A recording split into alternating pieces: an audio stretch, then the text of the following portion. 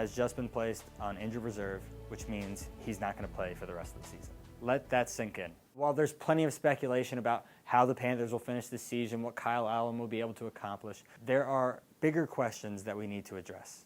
Questions about Cam's future as a player and Cam's future as a Panther. Let's take a trip down a couple of roads and explore some of the potential options that the Carolina Panthers have as far as Cam is concerned. So let's start out going down the nicest road, at least as far as the future is concerned for Cam Newton individually, and let's entertain the possibility that the Carolina Panthers cut Cam Newton. Cam Newton is only under contract through the end of the 2020 season with the Panthers, and next year he is slated to count for about $21 million against their salary cap. That's a lot of money for somebody who you don't necessarily know at this point that you can rely upon to stay healthy. At the same time, if the Carolina Panthers were to cut Cam Newton before the start of next season, they could save $19 million of that $21 million and only take a $2 million dead cap hit. $19 million, even in NFL terms, is a hell of a lot of money. And that's money that can be reallocated to players like James Bradberry, Shaq Thompson, and Christian McCaffrey if the team were to cut Cam, and at the same time releasing Cam, someone who has meant so much to the Carolinas in his time here, gives him the freedom to go to the place that he feels is best for him next. Now, obviously, cutting a player of Cam Newton's stature and ability doesn't come without its negatives. If you do that, you're essentially saying Kyle Allen or Will Grier is your quarterback, or at the very least, you're setting up a situation where the Panthers have to re-dive into that pool of searching for a franchise quarterback. And additionally, you're not getting any sort of asset back for Cam like you would in another situation if you trade him. You're just waiting till you get a compensatory pick in return.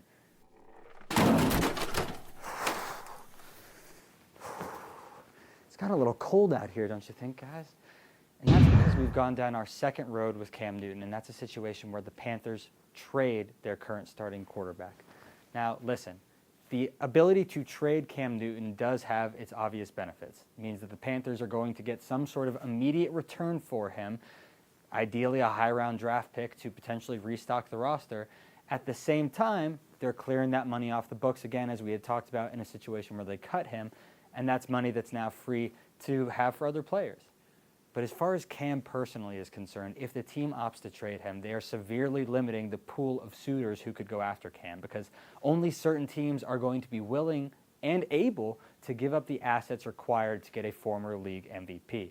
That means that Cam might not end up in the best situation, and for somebody who, again, is loved in the Charlotte and Carolina's communities, that's a hard pill to swallow. So moving on to our third and final road with quarterback Cam Newton, we come to the desert, the unknown. And that's what you get if the Carolina Panthers opt to keep Cam Newton on the roster, as hard as that may be to believe. If you do keep Cam and he's not able to play, that means that you have a $21 million anchor strapped to your ankle if you're the Carolina Panthers.